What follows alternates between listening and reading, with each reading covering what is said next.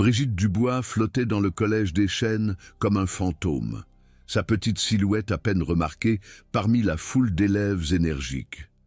Dépassant à peine le mètre 55, avec une cascade de cheveux roux flamboyants, généralement attachés à la va-vite, et d'énormes lunettes qui glissaient sans cesse sur son nez, elle avait perfectionné l'art de se fondre dans le décor. Ses vêtements, souvent trouvés dans des friperies, pendaient lâchement sur sa silhouette mince, et elle gardait le regard baissé, serrant les bretelles de son cartable abîmé, comme si c'étaient les seules choses qui la maintenaient à flot dans la mer tumultueuse de l'adolescence. À l'insu du reste du corps étudiant, tous les lundis et mercredis soirs depuis 7 ans, Brigitte disparaissait dans le dojo de Monsieur Tanaka, juste à côté de la rue des Rosiers, où elle avait obtenu son grade de shodan en judo. Sa mère l'avait inscrite après que des garçons du quartier lui aient volé son argent de poche, mais Brigitte ne parlait jamais de son entraînement à l'école. La fille timide qui tremblait quand les gens parlaient sèchement était la même personne qui pouvait projeter des hommes adultes à travers la pièce et exécuter des lancers qui impressionneraient même les catcheurs professionnels.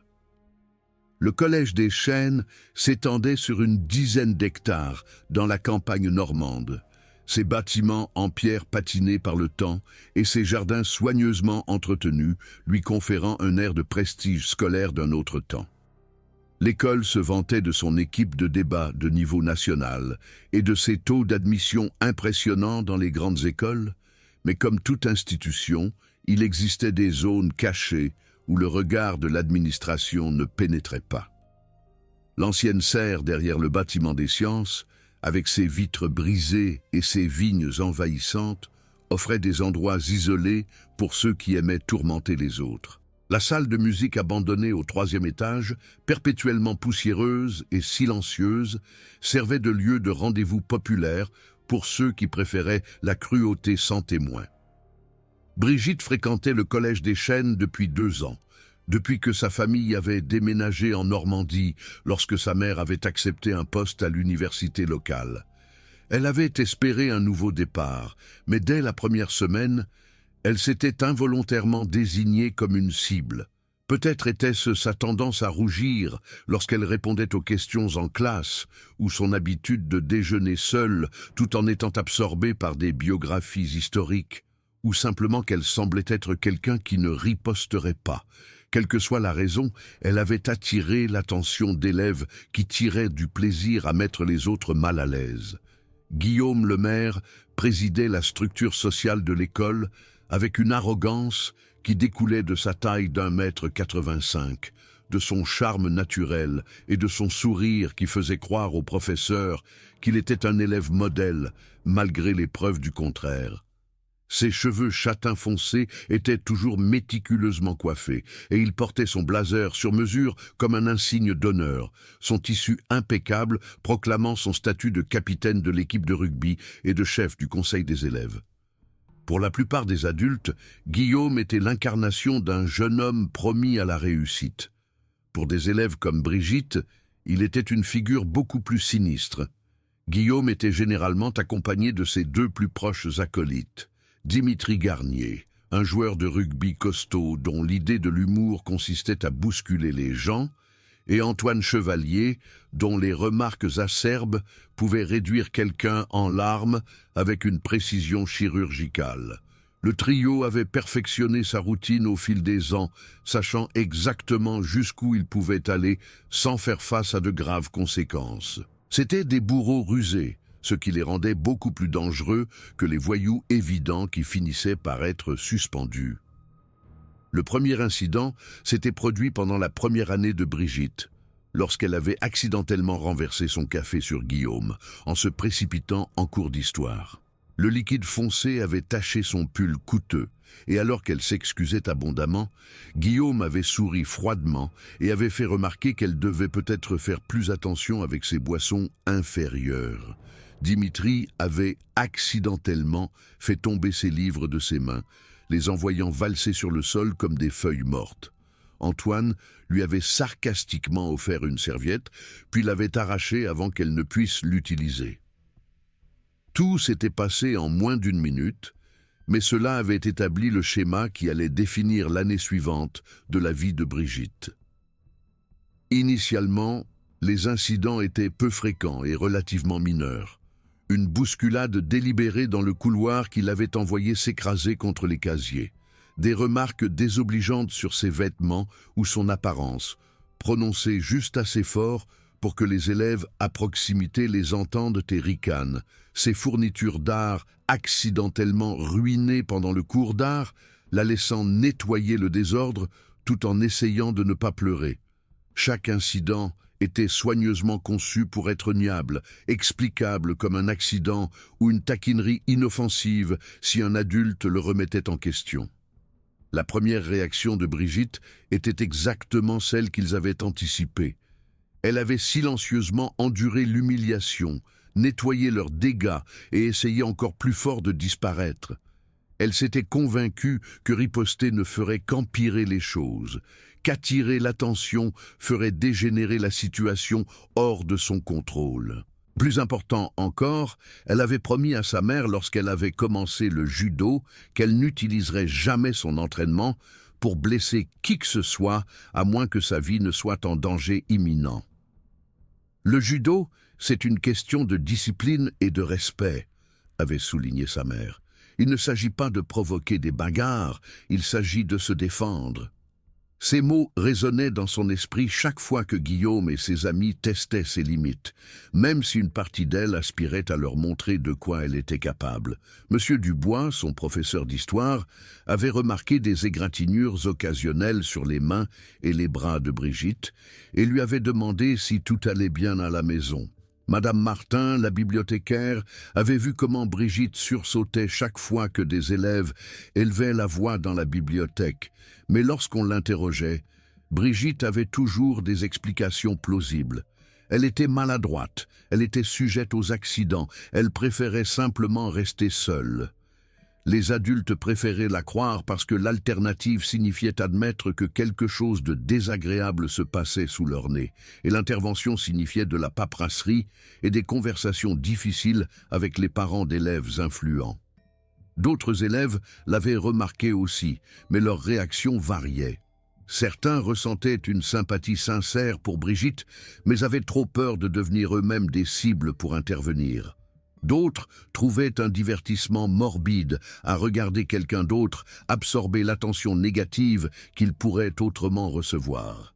Quelques-uns semblaient trouver du réconfort à savoir qu'ils n'étaient pas au bas de la hiérarchie sociale.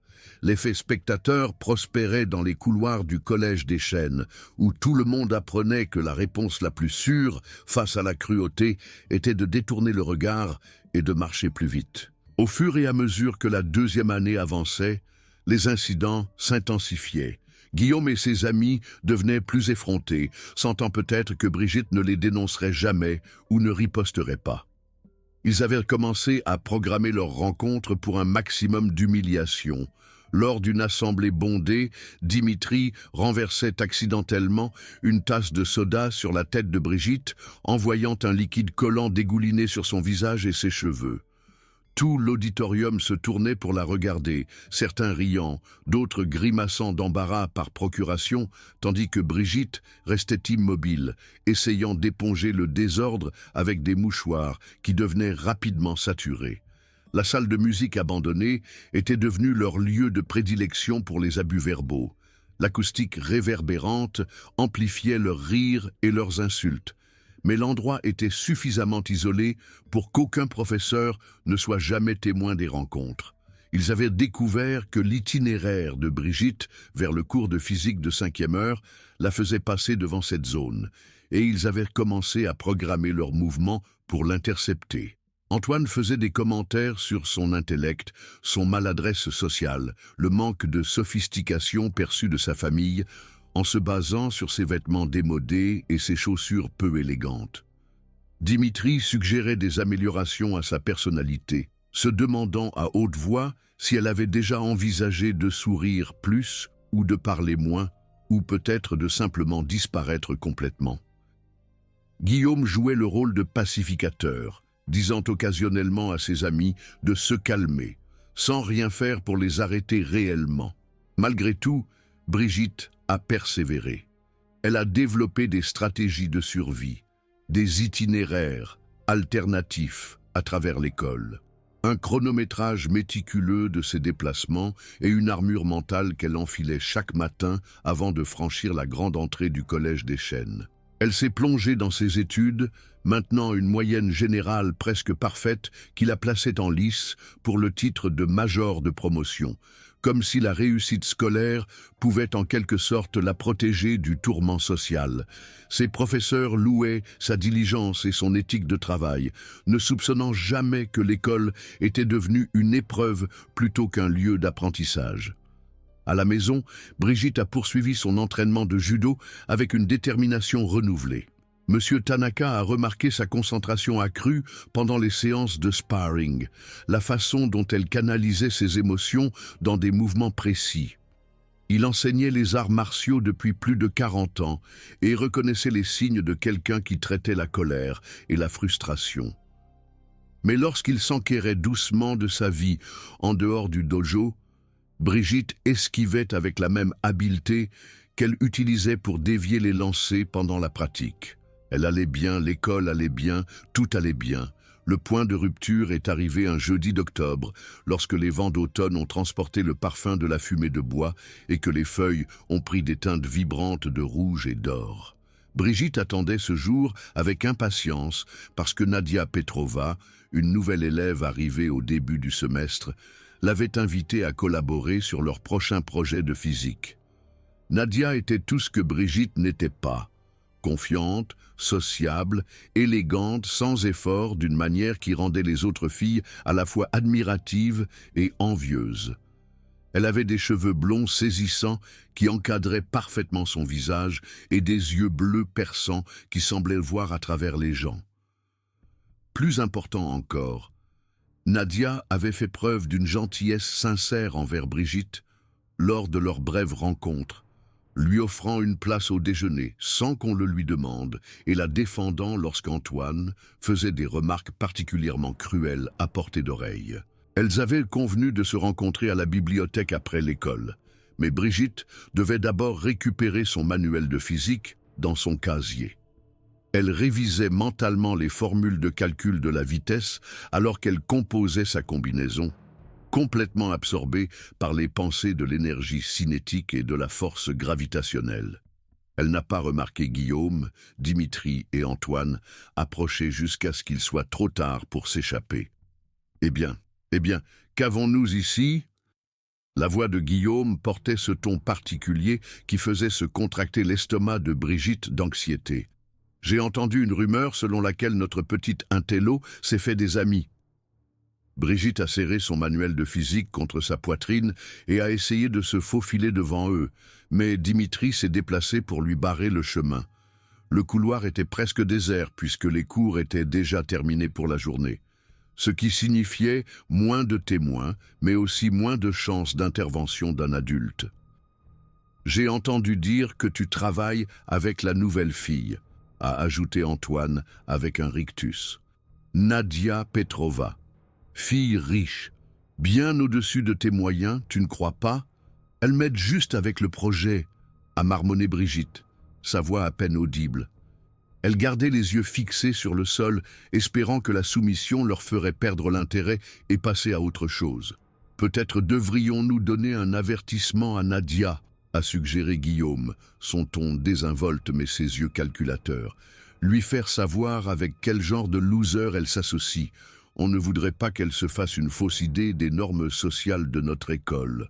La menace était claire, et Brigitte a senti un frisson lui parcourir l'échine. C'était une chose qui la cible-t-elle, mais l'idée qu'ils tournent leur attention vers Nadia à cause de leur association la remplissait d'une autre sorte d'effroi. « S'il vous plaît » a murmuré Brigitte, le mot s'échappant avant qu'elle ne puisse l'arrêter. « Laissez-la tranquille. »« Oh, maintenant elle supplie » a dit Antoine avec joie. « C'est encore mieux que je ne le pensais. » Elle a un petit béguin. La sonnerie indiquant la fin de la journée a retenti et les élèves ont commencé à sortir des classes et à se répandre dans les couloirs. Brigitte a pensé qu'elle était sauvée, qu'ils se disperseraient vers leurs destinations respectives et la laisseraient tranquille. Mais alors que Nadia apparaissait au bout du couloir, marchant vers eux avec ses notes de physique à la main et un sourire chaleureux sur son visage, Brigitte a réalisé que la situation était sur le point de devenir bien pire. « Nadia !» a appelé Antoine joyeusement, lui faisant signe de s'approcher. « Ça tombe à pic, on parlait justement de toi. » Nadia s'est approchée avec l'assurance qui vient de n'avoir jamais été la cible d'un tourment systématique. Elle a souri à Guillaume et à ses amis avec une gentillesse sincère, ne reconnaissant pas encore la lueur prédatrice dans leurs yeux. « Salut » a-t-elle dit, puis s'est tournée vers Brigitte. « Prête pour notre session d'études ? J'ai apporté mes notes sur la mécanique quantique. »« En fait, » a dit Guillaume, se plaçant légèrement entre Nadia et Brigitte, « on discutait justement de savoir si notre petite amie ici avait mentionné ça. Réputation dans l'école. »« Ce n'est pas vrai, » a dit Nadia fermement lorsque Dimitri a renchéri avec des commentaires sur le fait que Brigitte était le cas social de l'école.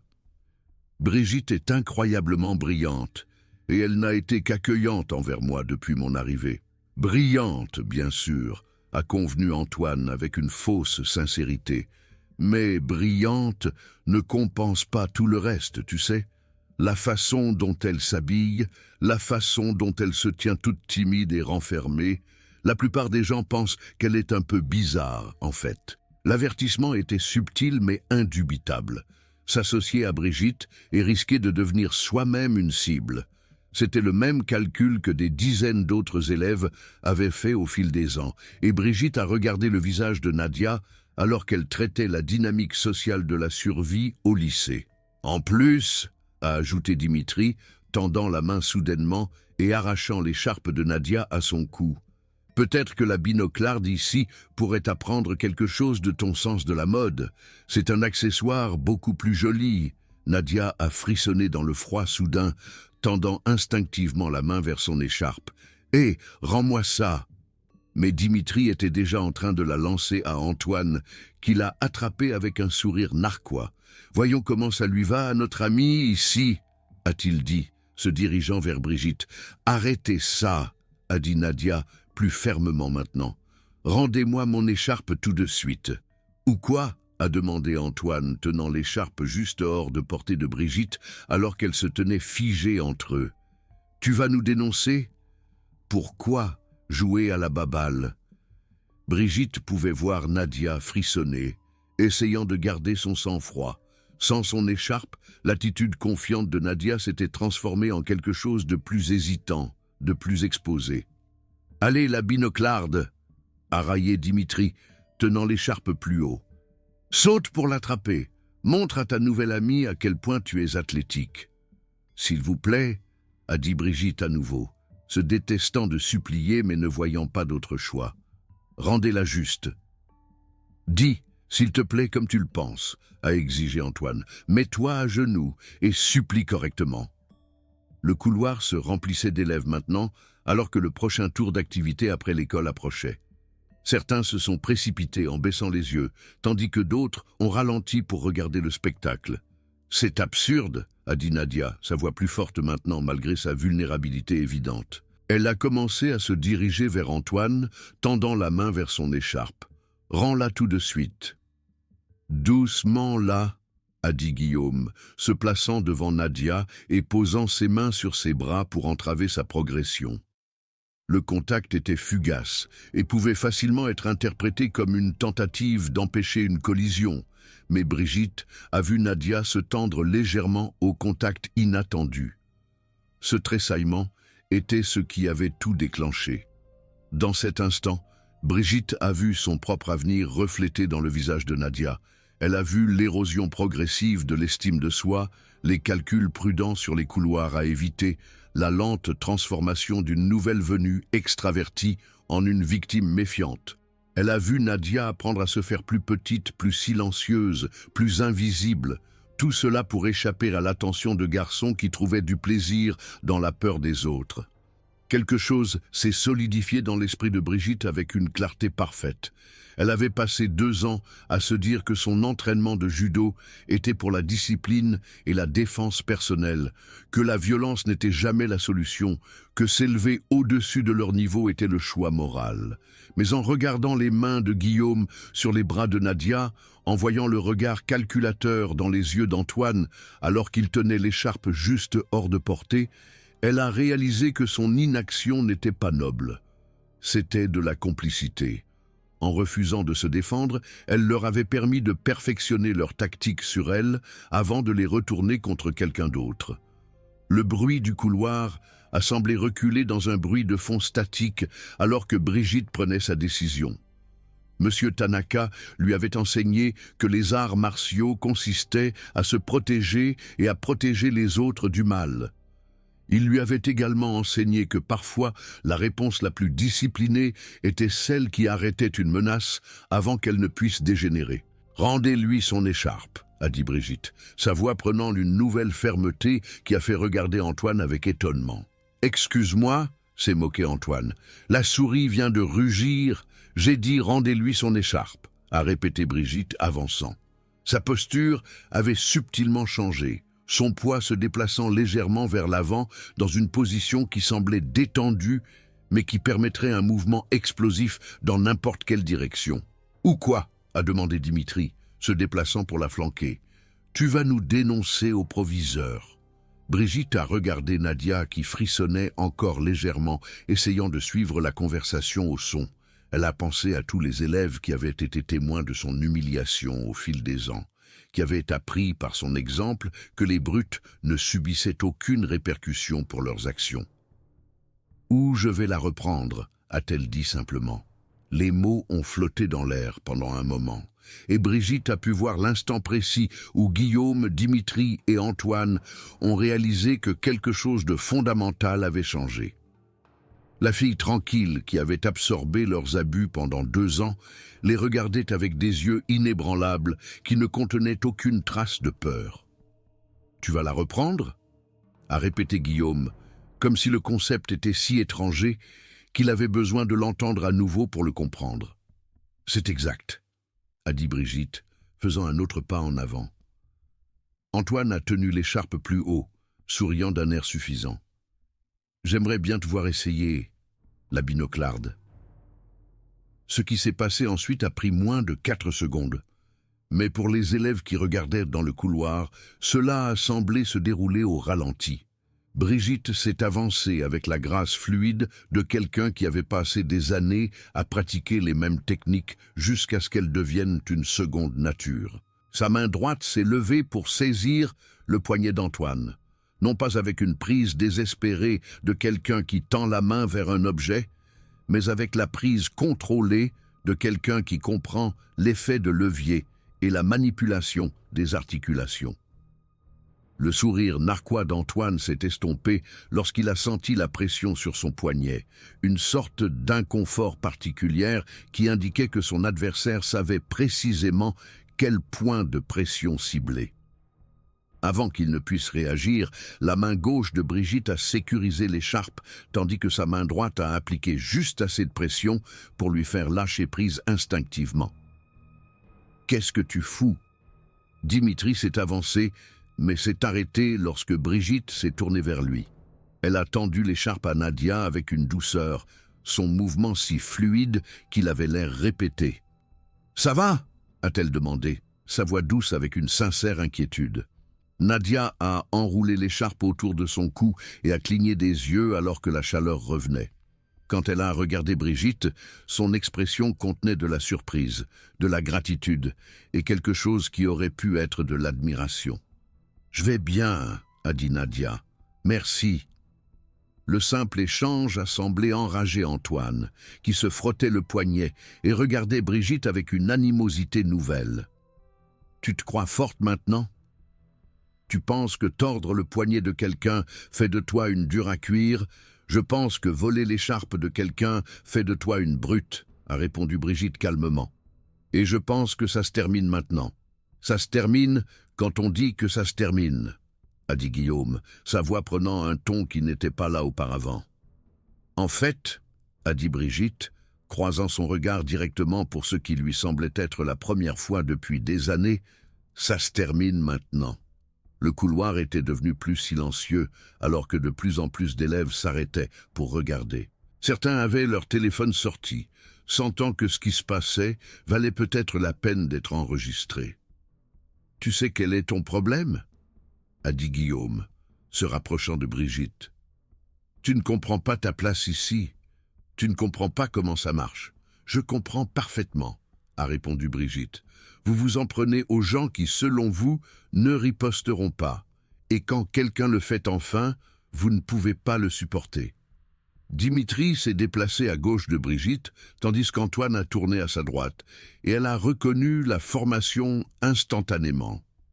C'était le même positionnement triangulaire que les prédateurs utilisaient pour isoler et intimider les proies, conçu pour faire sentir à la cible qu'elle était encerclée et dépassée. Il y a 2 ans, cela aurait fonctionné. Mais la personne qui se tenait dans ce couloir n'était pas la même fille qui avait d'abord rétréci sous leur attention.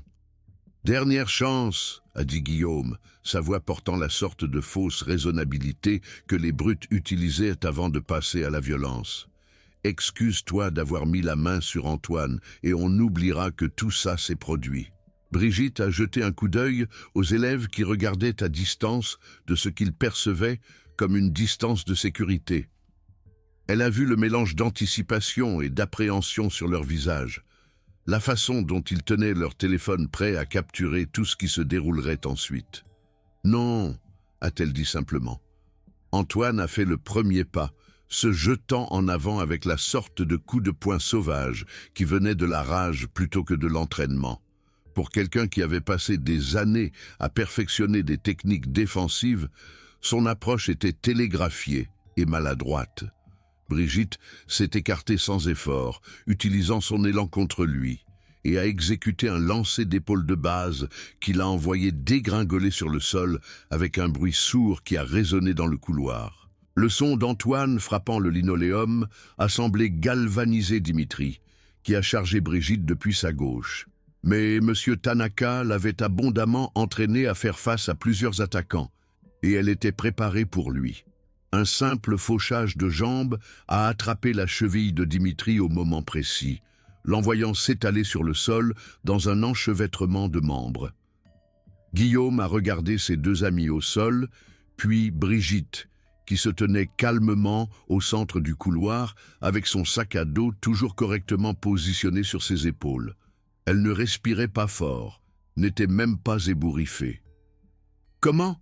a demandé Guillaume, la question s'échappant avant qu'il ne puisse l'arrêter. « 7 ans de judo, » a répondu Brigitte avec un ton pragmatique. « Je n'ai juste jamais vu l'intérêt de le mentionner avant. » La confrontation est survenue 2 jours plus tard, après l'école à la cafétéria où les élèves se réunissaient pour socialiser ou prendre une collation avant de rentrer chez eux. Guillaume s'est senti obligé de réaffirmer son autorité devant un public plus large, bloquant le passage de Brigitte avec plusieurs autres élèves qui restaient généralement à la périphérie de leurs activités. « Si vous voulez un combat loyal, » a dit Brigitte lorsqu'ils l'ont accusé d'utiliser des tactiques déloyales, « alors ayons-en un. Juste toi et moi, Guillaume. Pas d'amis, pas de coups bas, pas d'excuses. » La foule a murmuré d'excitation. Quelqu'un a crié « Bagarre !» et d'autres ont repris le chant. Guillaume a regardé autour de lui les visages qui les entouraient, réalisant qu'il était piégé par sa propre réputation. Reculer maintenant reviendrait à concéder que son pouvoir avait toujours été une façade. « Très bien, » a-t-il dit, jetant son blazer. « Mais quand je te mettrai à l'hôpital, ne viens pas pleurer, en disant que c'était injuste. » La foule a formé un cercle lâche autour d'eux, tout le monde sortant son téléphone pour enregistrer ce qu'il prévoyait être un moment légendaire dans l'histoire du Collège des Chênes. Brigitte pouvait voir Nadia près du bord du cercle, son expression anxieuse mais encourageante. Guillaume s'est déplacé avec l'assurance de quelqu'un qui n'avait jamais perdu d'altercation physique. Son premier coup de poing a été un puissant crochet gauche visant la tête de Brigitte, le genre de coup qui aurait mis fin à la plupart des combats avant même qu'ils ne commencent vraiment. Mais Brigitte n'était pas la plupart des gens. Elle avait passé des années à s'entraîner contre des adversaires plus grands et plus forts qu'elle, apprenant à utiliser la vitesse et la technique pour surmonter les désavantages physiques. Elle a glissé du coup de poing de Guillaume avec une subtile torsion de son torse, laissant son poing siffler près de son oreille, assez près pour sentir la chaleur de son passage.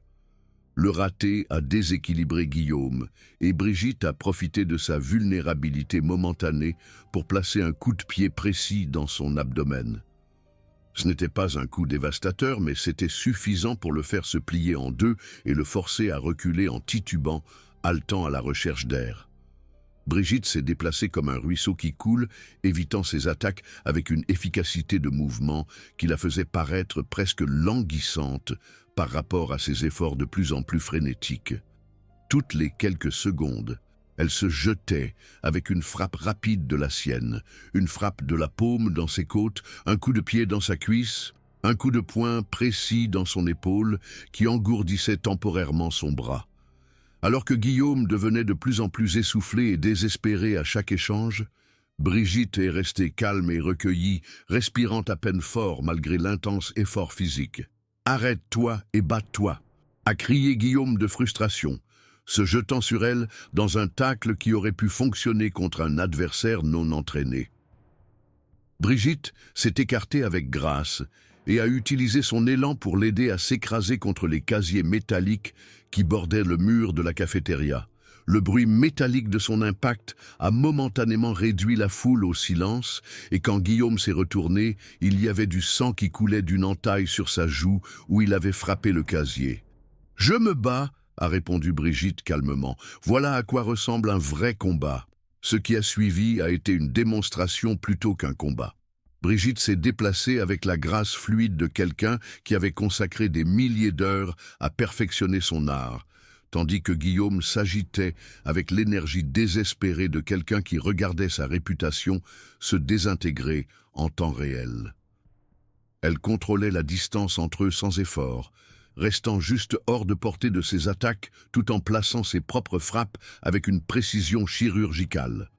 La fin est survenue lorsque Guillaume, poussé par le désespoir et la fierté blessée, a ramassé une chaise sur une table voisine et l'a balancée sur la tête de Brigitte. C'était une escalade dangereuse qui a franchi la ligne entre la bagarre de cour d'école et l'agression potentielle avec une arme mortelle. Brigitte s'est baissée sous la chaise et a réduit la distance entre eux en 2 pas rapides. Sa réponse a été rapide et décisive. Un lancer de hanche qui a envoyé Guillaume valser en arrière pour atterrir lourdement sur le sol carrelé. Cette fois, il ne s'est pas relevé immédiatement. La cafétéria était complètement silencieuse maintenant, à l'exception du bruit de la respiration laborieuse de Guillaume. Il était allongé sur le dos, fixant le plafond, tandis que Brigitte se tenait au-dessus de lui, avec ses poings toujours levés dans une posture défensive. « Reste en bas !» a-t-elle dit doucement, mais sa voix portait clairement dans le silence. Pendant un moment, il a semblé que le combat était terminé. Guillaume semblait être vaincu, sa poitrine se soulevant alors qu'il luttait pour reprendre son souffle. La foule a attendu de voir si Brigitte allait accentuer son avantage, si elle allait porter le genre de coup de grâce brutal qui solidifierait sa victoire et son humiliation. Mais alors que Guillaume luttait pour se relever, alors qu'elle voyait la peur véritable dans ses yeux pour la première fois, Brigitte a pris une décision différente. Au lieu de frapper à nouveau, elle a reculé et a baissé les mains.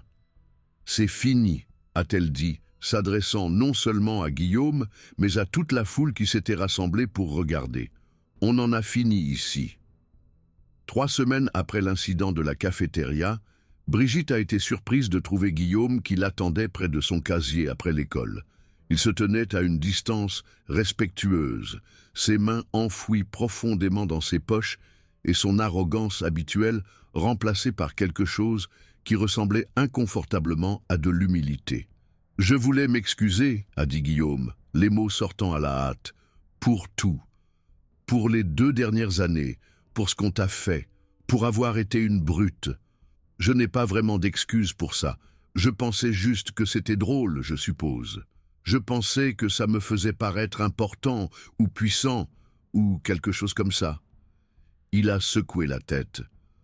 Je n'ai jamais vraiment pensé à la façon dont ça t'affectait. Qu'est-ce qui a changé? A demandé Brigitte.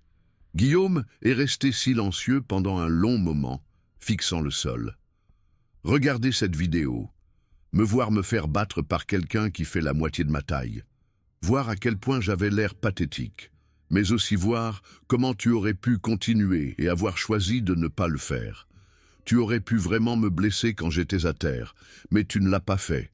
La violence ne devrait jamais être le premier recours, a dit Brigitte. Mais parfois, c'est la seule langue que les brutes comprennent. Je comprends maintenant, a dit Guillaume, et je suis désolé, vraiment désolé. Je sais que ça n'annule rien, mais je voulais que tu le saches. Brigitte a scruté son visage pendant un moment de plus, puis a hoché la tête. Excuse acceptée. Mais il ne s'agit pas seulement de moi, Guillaume. Il s'agit de tous.